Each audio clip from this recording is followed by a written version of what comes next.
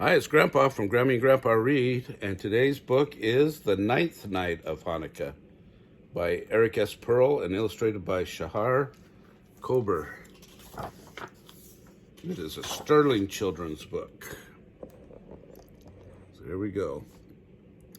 On the first night of Hanukkah, Mom couldn't find the menorah. Special delivery, said Dad, arriving with pizza. Max and Rachel looked at each other. No menorah? No lock case? It's just for tonight, said Mom. I'm sure we'll find our Hanukkah things tomorrow. Exhausted from unpacking, the family sat down to dinner in their new apartment. It was nice, but it didn't feel quite like Hanukkah.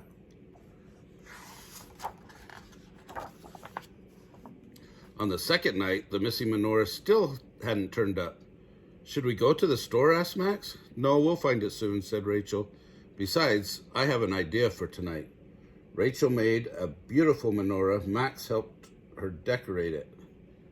But when it came time to light the candles, Mom realized she packed them with the menorah.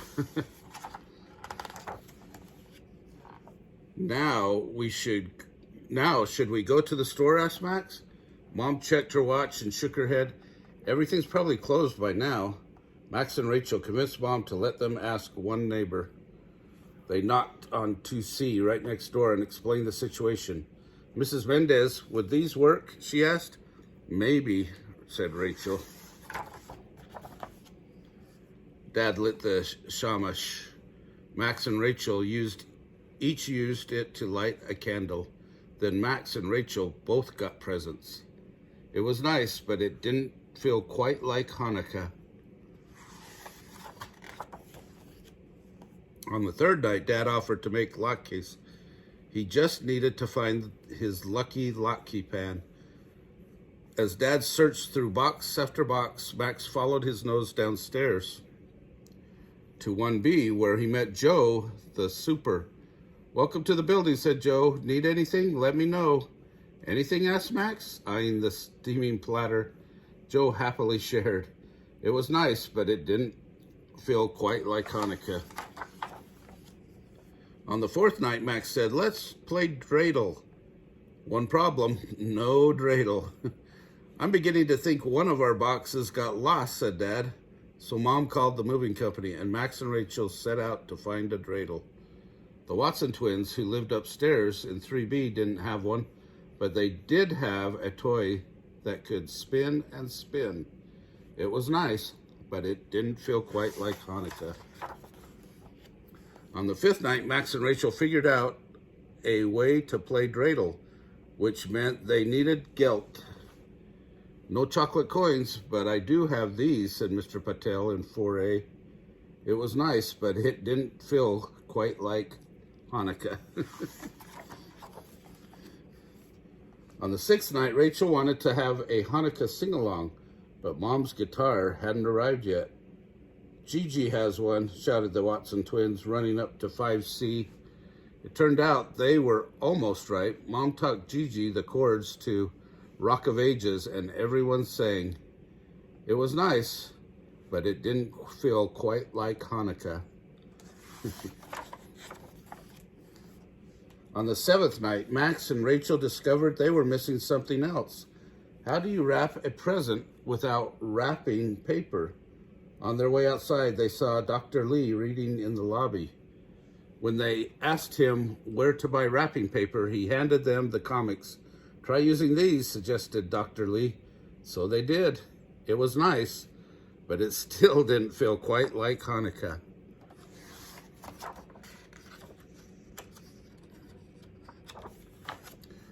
On the eighth night, Max realized what their Hanukkah needed.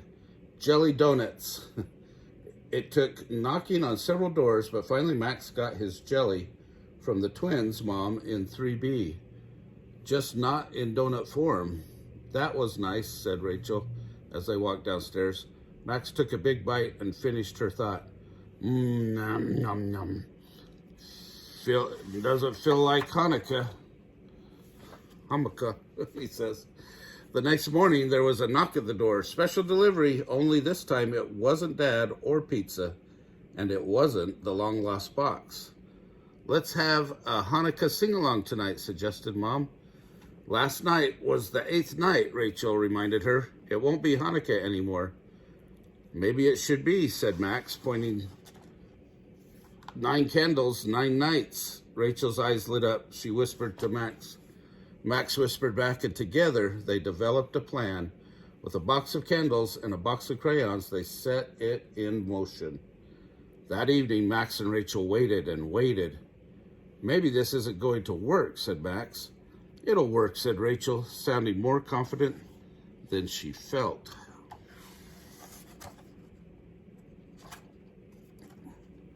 What's the surprise? Just then, there was a knock at the door, and another, and another. Max and Rachel thanked them all for coming. Then they explained the reason for their Shamash night celebration. For 8 nights of Hanukkah, the Shamash helps light all the other candles, said Max. Like all of you helped us, added Rachel. So we wanted to say thanks to the Shamash and to you. Just then a voice called out from the back of the line, "Special delivery!" "The missing box," said Mom. "Now that's what I call a miracle," said Dad. In the box, Max and Rachel found their family menorah, Hanukkah candles, Dad's lucky latte pan, dreidels. There's a bunch of dreidels. And gelt, wrapping paper, and Aunt Edith's recipe for jelly donuts.